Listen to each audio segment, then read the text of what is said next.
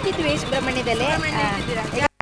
ಜಾತ್ರೆಗೆಲ್ಲ ಬೇರೆ ಯಾವಾಗಲೂ ಇತ್ತು. Okay. ಅದೇ ಅದಕ್ಕೋಸ್ಕರ ತಕೊಂಡು ಹೋದ್ವಿ ಮನೆಗೆ. ಈಗ ಇವತ್ತು ತಂದಿದ್ದು. 12 ವರ್ಷದಿಂದ ನಿಮ್ಮ ಮನೆಯೆಲ್ಲ ಇದೇ ಕೆಲಸ ನಡೀತಾ ಇದೆಯಾ? ಹೌದು. ಹೇಗೆ ತೃಪ್ತಿ ಉಂಟಾ ಜೀವನ? ತೃಪ್ತಿ ಉಂಟು. ತೃಪ್ತಿ ಉಂಟು. ಜೀವನ ನಡೀತಾ ಇದೆ. ಜೀವನ ನಡೀತದೆ. ಓಕೆ, ಹಸ್ಬೆಂಡ್ ಹೇಳಿ ನಮಸ್ತೆ. ವಾಸುದೇವಗೌಡ ವಾಸುದೇವ ಗೌಡ ಪೈಕ ವಾಸುದೇವಗೌಡ ಪೈಕ ಮನೆ ಪೈಕ ಮನೆ. ಓಕೆ, ಜೀವನ ಸಾಗಿಸ್ತಾ ಇದ್ರೆ ಕಬ್ಬು ಜ್ಯೂಸ್ ಅಲ್ಲಿ ಹೇಗೆ ಅನಿಸ್ತಾ ಇದೆ? ತೊಂದರೆ ಸರ್, ನಮಗೆ ನಾವು ಕಷ್ಟ ಬರ್ತೇವೆ, ಆದರೆ ನಮಗೆ ಜೀವನ ತೊಂದರೆ ಬರೋದಿಲ್ಲ. ಅದು ಯಾವಾಗಲೂ ವ್ಯಾಪಾರ ಇಲ್ಲ. ಓಕೆ, ಒಂದು 3 ತಿಂಗಳು 6 ತಿಂಗಳು ಇರ್ತದೆ. 6 ತಿಂಗಳ ವ್ಯಾಪಾರ. ನಾವು ಜಾತ್ರೆ ಹೋಗಿ ನಾವು ವ್ಯಾಪಾರ ಮಾಡ್ತೇವೆ. ಓಕೆ ಓಕೆ, ಎಷ್ಟು ಹೇಳ್ತೀರಾ ಚಾರ್ಜ್?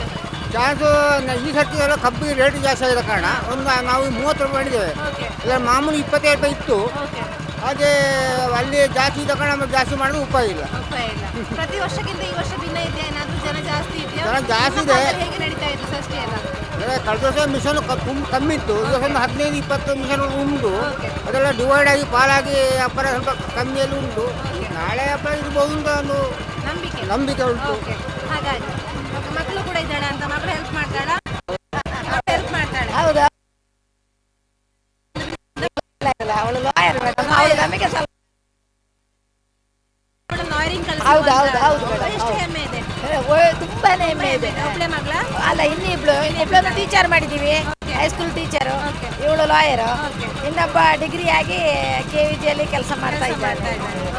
ನಮ್ಮ ಇದ್ರೆ ಈ ವೃತ್ತಿಯಿಂದಲೇ ನಾವು ಜೀವನ ಮಕ್ಕಳಿಗೆ ವಿದ್ಯಾಭ್ಯಾಸ, ಉದ್ಯೋಗ ಎಲ್ಲವನ್ನ ಕೊಡ್ತಿದ್ವಂತ.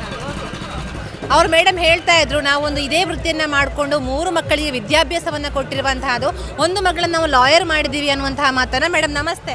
ಅಮ್ಮ ಹೆಮ್ಮೆಯಿಂದ ಹೇಳ್ತಾ ಇದ್ರು ಈ ವೃತ್ತಿಯನ್ನ ಮಾಡಿ ಮಕ್ಕಳಿಗೆ ಎಜುಕೇಶನ್ ಕೊಟ್ಟಿರುವಂತಹದ್ದು ಅಂತ.